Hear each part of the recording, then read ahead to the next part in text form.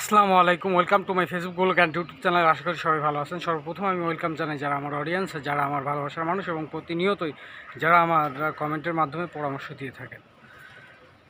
তো আজকে যে বিষয়টা কথা বলতেছি সেটা হচ্ছে যে এই সময় বৃষ্টির সিজন, বেশিরভাগ সময়ই এখন বৃষ্টি থাকবে।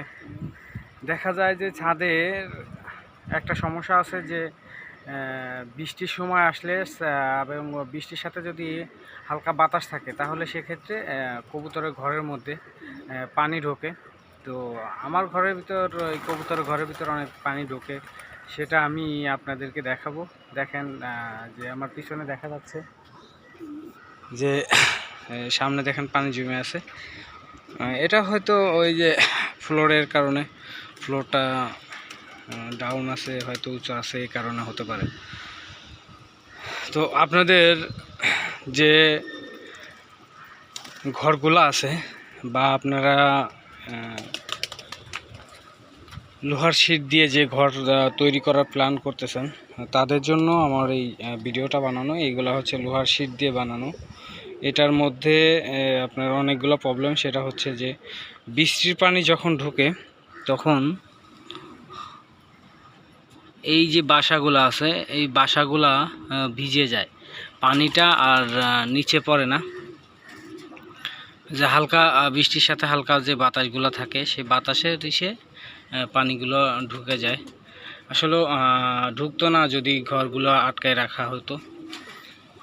তো আবার এইদিকে দেখেন যে কাঠের ঘরগুলো দেখতেছেন, এই ঘরগুলো কিন্তু ঠিক আছে এবং এর মধ্যে পানি জমার মতো কোনো অপশন নাই, কারণ ফাঁকা আছে।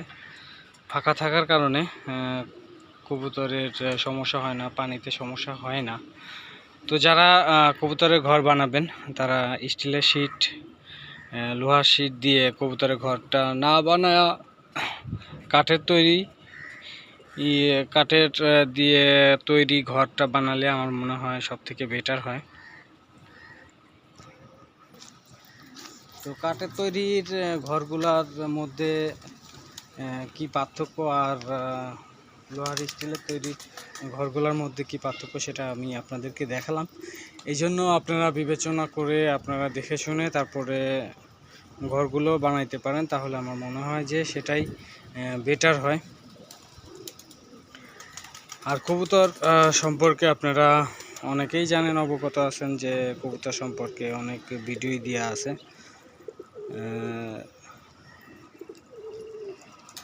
এখানে বেশি সমস্যা হচ্ছে কাকের। কাক সবসময় উৎপাত করতেই থাকে।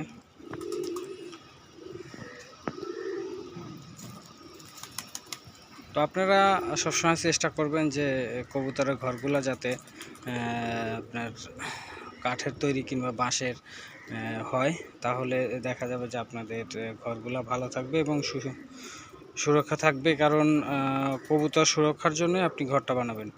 এক্ষেত্রে আপনার ঘরে যদি পানি ঢুকে জমে থাকে তাহলে আপনার সেই সুরক্ষাটা থাকবে না।